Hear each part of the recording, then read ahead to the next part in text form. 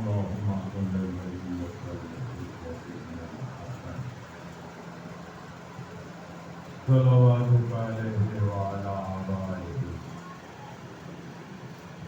أي الحافظ المقام ومناصر الولي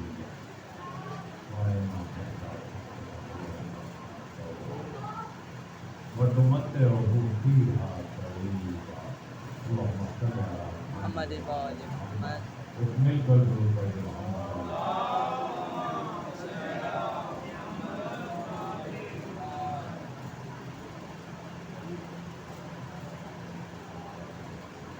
أعوذ بالله السميع العليم من الشيطان اللعين الرجيم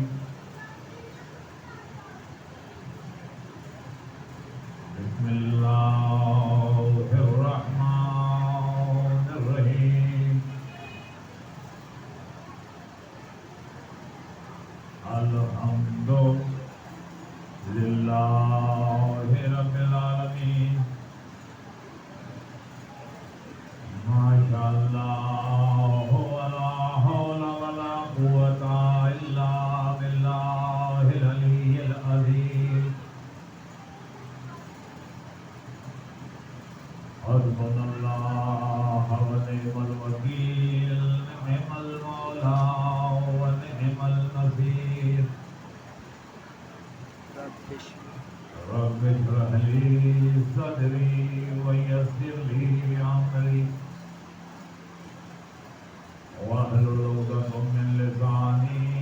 يفقهوا قولي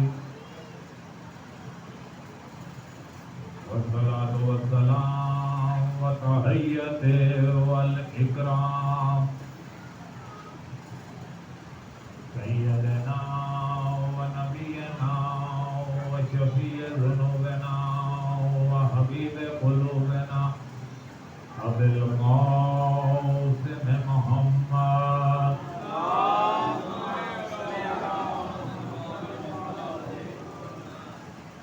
وآله الطيبين الطاهرين الغر الميامين ولعنة الله على قوم الظالمين أما بعد فقد قال الله سبحانه وتبارك وتعالى في كلامه المجيد والفرقانه الحميد وقوله الحق بسم الله الرحمن الرحيم إن الدين عند الله الإسلام صلى الله عليه وسلم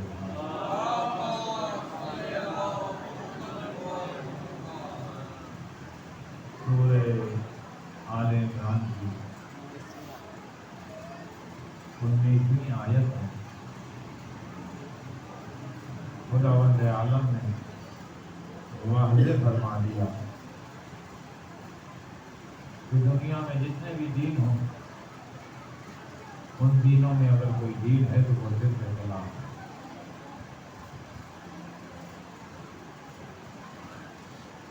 ہماری گفتگو اسی آیت کے ذیل میں اور موضوع سخن تاریخ اسلام ہے۔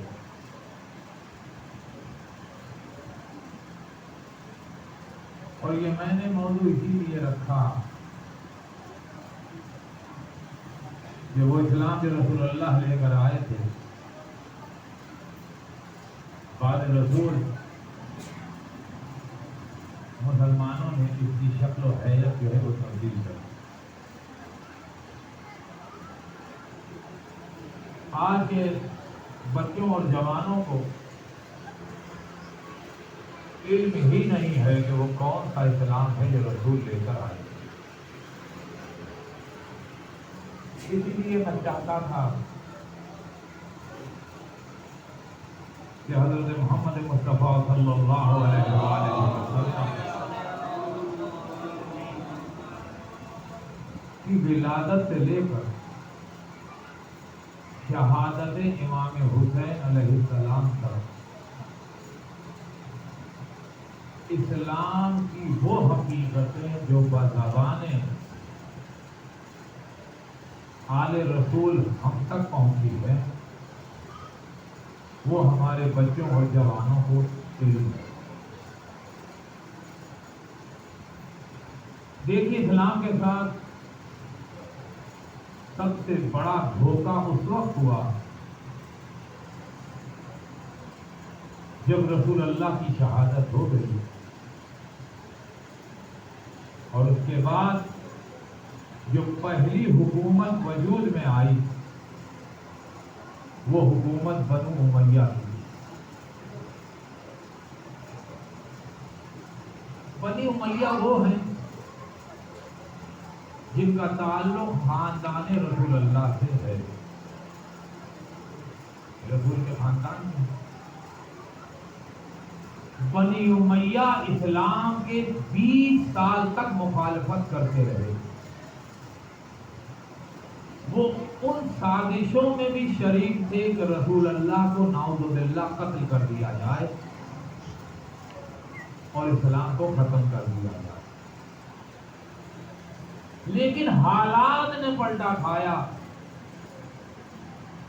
کہ وہ بنی امیہ جو 20 سال تک اسلام کا مخالف تھے وہ اسلام کے داعی بن گئے، حکومت حاصل کر لی، خلیفۃ المسلمین کہلانے لگے، امیر المومنین کا ٹائٹل لگا کر اسلامی اقتدار پر قبضہ کر لیا۔ اب کیونکہ حکومت ان کے پاس آ گئی تھی، تخت و تاج آ گیا تھا، مال و دولت سے یہ قابل ہو چکے تھے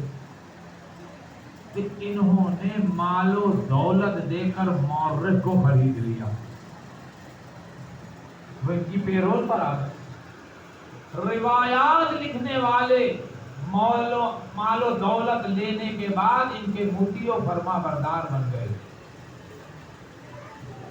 وہ عالم دین جنہوں نے علم لیا تھا رسول اللہ سے دین کا، انہوں نے اپنے ایمان ان کے ہاتھوں میں بیچ کر ان کی غلط باتوں کو صحیح باتوں کو بنا کر فتوے دینے شروع کر دیے۔ لکھنے والے بولنے والے ان کے اطاعت گزار ہو گئے، کیونکہ بنی امیہ کی تلواروں سے خون ٹپک رہا ہے۔ انہوں نے اسلام کے ساتھ وہ کھلواڑ کیا اپنے راویوں اور مورخوں سے، وہ تاریخ لکھوا دی کہ جس سے جھوٹ جو ہے وہ کھل کر سامنے آ گیا اور سچائی کو انہوں نے چھپا دیا۔ اب تاریخ جب لکھی گئی تو اس کے زمانے کے بھی لوگ تھے، وہ تو نے تو اپنے ایمان بیچ کر پیسے لے لیے تھے، وہ کیوں ان کے خلاف بولتے؟ اور ساری دنیا جانتی ہے کہ مال و دولت لے کر مدینے آیا ہے، امیر شام اور کا آواز دی ہے کہ جس نے اپنا ایمان بیچنا ہے آئے، اس کو اتنی مال و دولت دی جائے گی،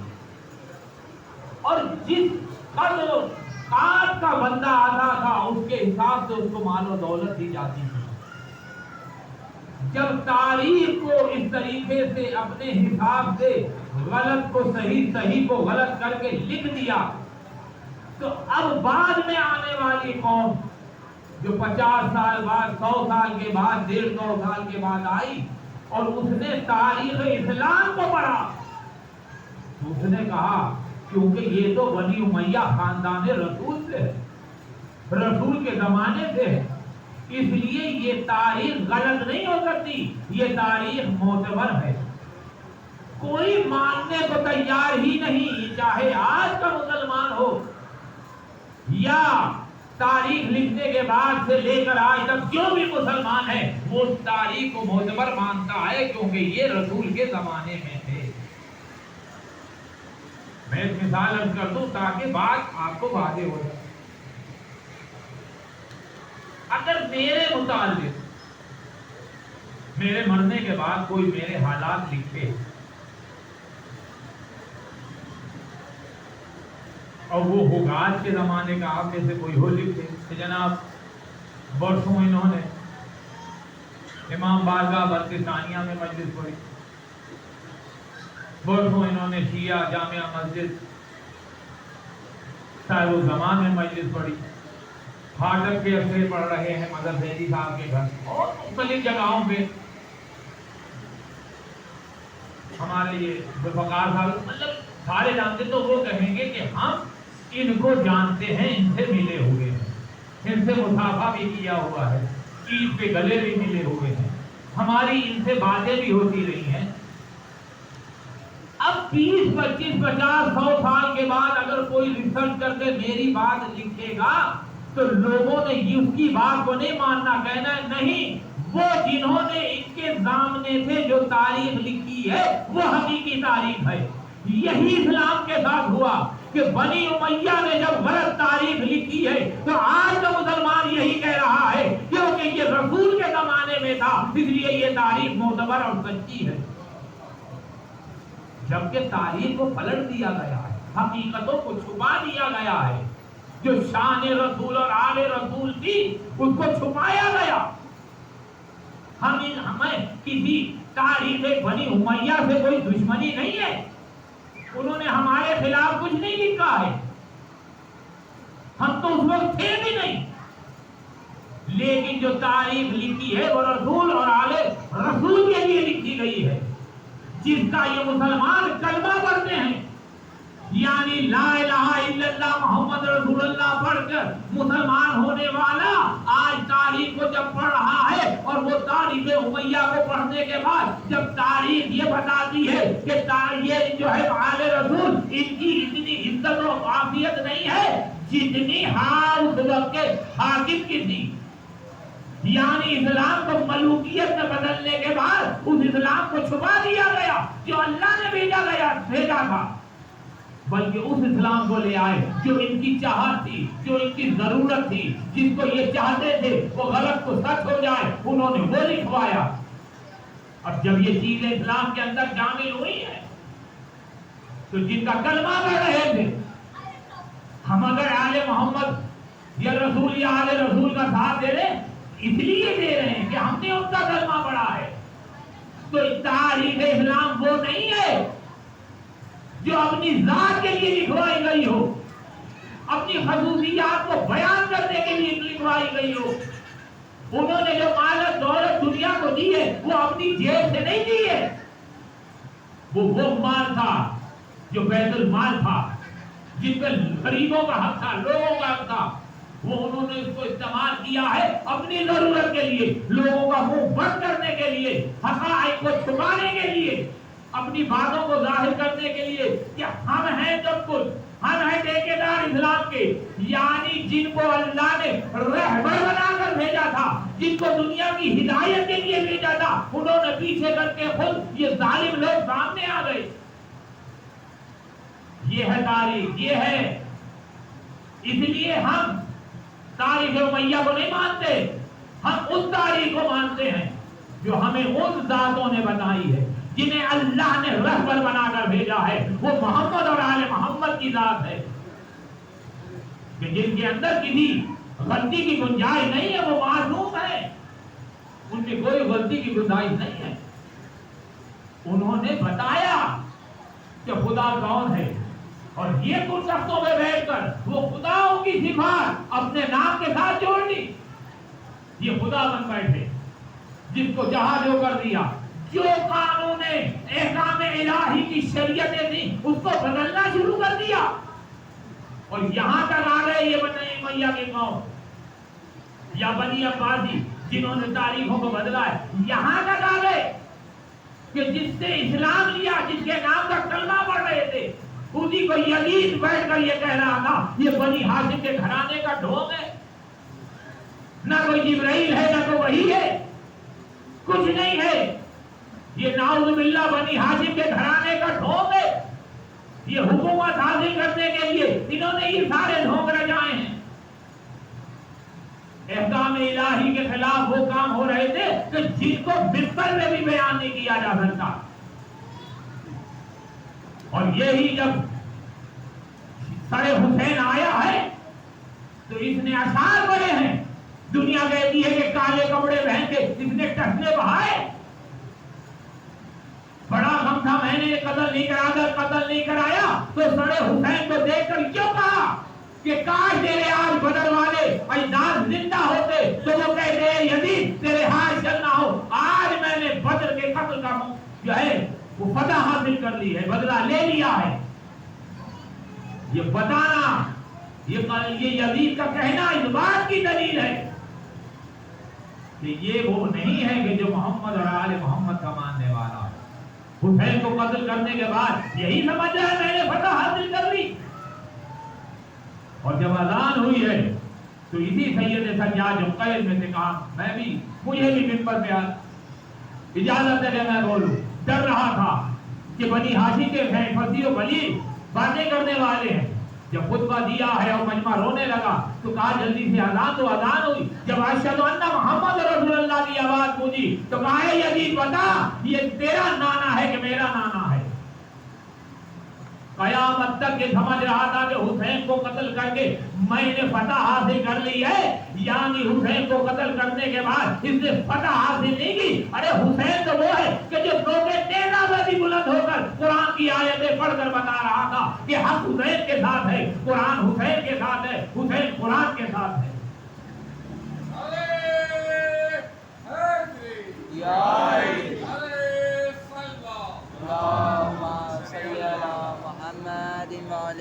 یہ بنی امیہ نے جو تاریخ لکھی ہے یہ دشمنی ہے محمد اور آل محمد پر بھی کی ہے کہ کسی طریقے سے ان کی فضیلتوں کو چھپا دیا جائے. کیونکہ میں اس موضوع پہ نہیں آنا چاہتا. یہ وہ ہے جو مدینے میں مکے میں رہتے تھے لیکن ان کو مکہ بدر کر دیا گیا تھا. یہ اسی چیز کی دشمنیاں تھی جو انہوں نے آل محمد سے نکالی. اور یہی وجہ ہے کہ یزید نے جب خط لکھا ہے ولید کو اور اس نے کہا, اور دنیا کو دیکھیے کہ جب وہ بیٹھا ہے تو اسے خلیفۃ المسلمین قرار دیا ہے. سب نے بیعت کی ہے, بڑے بڑے صحابیان رسول مدینے میں تھے, سب نے بیعت کی ہے. کچھ 4 لوگ تھے جنہوں نے بیعت نہیں کی لیکن بعد میں انہوں نے بھی بیعت کی ہے. میں کسی کے نام نہیں دے رہا, تاریخ کے اندر گواہ ہے کہ کون کون لوگ تھے جنہوں نے بیعت نہیں کی اور بعد میں بیعت کی ہے. وہ واحد حسین کی ذات تھی. لیکن خاموش وہ بھی رہے جب وہ شریعت محمدی کو بدل رہا تھا, اسلام کو تباہ و برباد کر رہا تھا, تو واحد حسین کی تھی, واحد ذات جو کھڑی ہوئی ہے. اور یہ کھڑا ہو کر بتایا ہے کہ اے یزید تو اسلام کو بے وارث نہ سمجھ, میں وہ ہوں جسے اللہ نے محافظ اسلام بنا کر بھیجا ہے. حسین کو مدینے میں بھی قتل کیا جا سکتا تھا. جانتے تھے حسین کہ میں نے اگر یہاں پر شہادت دے دی تو میری شہادت کو چھپا دیا جائے گا. حسین نے اپنی شہادت دے کر وہ منافقین کے چہروں پہ پڑے ہوئے غلافوں کو, نقابوں کو اتار کر دنیا کو بتانا تھا کہ دیکھو جس کو رسول نہیں بتا سکے کہ یہ منافق ہے, جس کو میرا بابا علی نہیں بتا سکا منافقوں سے جنگ کر کے کہ پیچھے اصل منافق کون ہے. امام حسن کو شہید کر دیا گیا. میں کربلا میں جا کر ان کے چہروں سے نقاب اتر کر بتاؤں گا کہ اصل منافق اسلام ہے کون. اور حسین نے کربلا میں آ کر ان کے چہروں پر پڑی نقابوں کو اتار دیا. اور یہی دشمنی تھی کہ جب نقاب اترا ہے تو حسین شہید ہو گئے تھے, تیرا مطلب حل ہو گیا تھا کہ اگر یہی یزید نے کہا تھا کہ یا حسین سے بیعت لو یا حسین کو قتل کر دو تو تیرا مقصد پورا ہو گیا تھا کہ حسین قتل ہو گئے. لیکن جانتا تھا کہ کربلا میں آ کر حسین نے خالی قتل نہیں ہوئے, میرے چہرے سے نقاب اتار کر لوگوں کو ننگا کر دیا ہے. آج دنیا جانتی ہے کہ حسین نے اس یزید کو جس نے حسین کو قتل کیا تھا اس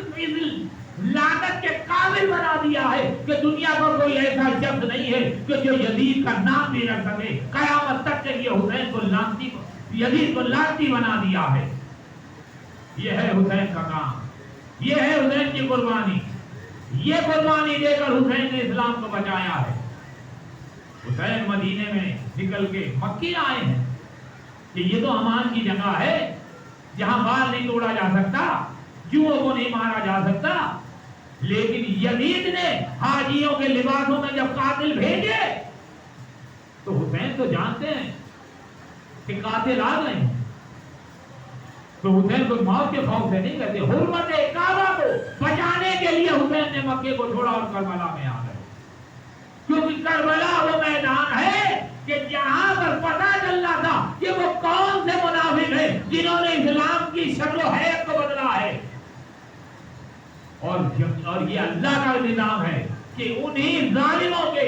قاتلوں کے منہ سے حقیقتوں کو کھلوا کے بتایا ہے کہ حقیقت ہے کیا، ورنہ ظاہری طور پر تو پتہ کس کی ہوئی تھی، شدید پتہ پا گیا تھا، لیکن مقصد جس مقصد کے لیے حسین نے قربانی دی تھی وہ تھی پتہ،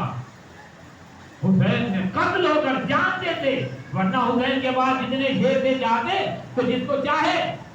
اس پوری فوج کو قتل کر دیتے یزید کی، لیکن حسین جانتے تھے کہ یہاں پر اسلام تلوار سے جیت کر نہیں ہے، یہاں پہ مظلوم ہو کر اسلام کو بچایا جا سکتا ہے، اسی لیے نبی کا نواسا 3 دن کا بھوکا پیاسا کربلا میں مارا گیا، حسین کا قتل ہو گئے، رسول کی بیٹیوں کو اسیر کر کر اب کربلا سے کوفے کی طرف لے جایا جانے لگا، اتنی سخت گرمی، یہ دوا ہمارے ساتھ سمر سے کہتا قابل برو کو جانور اور لوگ پیاس سے تڑپ رہے ہیں، ان سب کو پانی پلاؤ، قافلہ روکا گیا، خیمے لگائے گئے، لوگ جانوروں کو بھی خیمے میں رکھا گیا،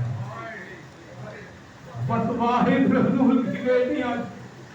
اور وہ بچے تھے جو دھوپ میں بیٹھے ہوئے تھے، شمر نے مالی پکڑ کر سب کو پانی پلانا شروع کیا کہ ایک دفعہ سکینہ نے اپنی موبی سے کہا ہے موبی اماں پیار سے سکینہ کا کلیجہ کرا جا رہا ہے، کیا میں شمر سے پانی مانگ لوں؟ تو زینب نے کہا اے بیٹی یہ بہت ملون ظالم ہے، یہ پانی نہیں دے گا، لیکن روکا نہیں کہ پانی مت مانگو، کیونکہ حسین نے بھی اکبر کے لیے اس فوج اشقیاء سے پانی مانگا۔ سکینہ بیچاری چھوٹی سی چلتی ہوئی یزید کے شمر کے پاس گئی، وہ سب کو پانی پلا رہا، ایک دفعہ وہ بچی کہتی ہے بہت پیاس ہے، تھوڑا سا پانی مجھے بھی پلا دو، شمر نے بچی کی طرف دیکھا، کوئی جواب نہ دیا، آپ جانتے ہیں کہ جب جواب کوئی نہ دو وہاں میں بھی ہوتا ہے نا میں بھی، اب بچی تھی سمجھی کہ جب یہ ان کو پانی پلا لے گا تو مجھے دے گا، خود کہتی ہے اچھا جب ان کو پانی پلا دو اور بچ جائے تو مجھے بھی پانی پلا دینا، پتہ نہ دارا جب تک سکینہ کی ٹانگوں میں طاقت تھی، ارے وہ ساتھ ساتھ گھومتی رہی، یہ شمر سب کو پانی پلاتا رہا، لیکن ایک وقت آیا کہ بچی تک کر اس گرم زمین پر بیٹھ کر انتظار کرنے لگی، جب آخری موجی کو پانی پلا لیا تو بچی پھر خوشی خوشی اٹھ کر گئی کہ اب یہ ظالم مجھے پانی پلا دے گا، اتنے آئی مشق کے بعد اپنے ہاتھوں کو پھیلایا، لیکن عزادار اس نے بچی کو لگینہ کو دیکھا اور اس کے بعد جانوروں کو پانی پلانا شروع کیا، بچی پھر انتظار میں ہے کہ اچھا جب جانوروں کو پانی پلا لے گا تو اب مجھے پانی دے دے گا، پتہ جانوروں کو بھی پانی پلا لیا، پانی پھر بچ گیا، سکینہ نے پھر مانگا، اس نے سکینہ کی طرف دیکھا لیکن پانی نہ دیا، اب اس نے پانی جانوروں کے سموں میں ڈالنا شروع کیا کہ ان کے پیر ٹھنڈے ہو جائے، ہائے ارادارو جب آخری جانور کے پاؤں میں بھی سموں میں پانی ڈال دیا تو تھوڑا سا پانی بچا، ہائے حسین کے سینے سے سونے والی سکینہ خوش ہو گئی کہ اب ظالم پیانی پلا دے گا، ارے سکینہ نے اپنے ہاتھوں کو جوڑا، یہ مشک لے کر آیا لیکن پانی سکینہ کے ہاتھوں میں نہیں، پانی زمین پہ پھینک دیا، ارے سکینہ زمین پہ لوٹ گئی، کربلا کی طرف منہ کیا، اے بابا ارے ظالم نے پانی پھینک دیا، تیری بیٹی ابھی تک پیاسی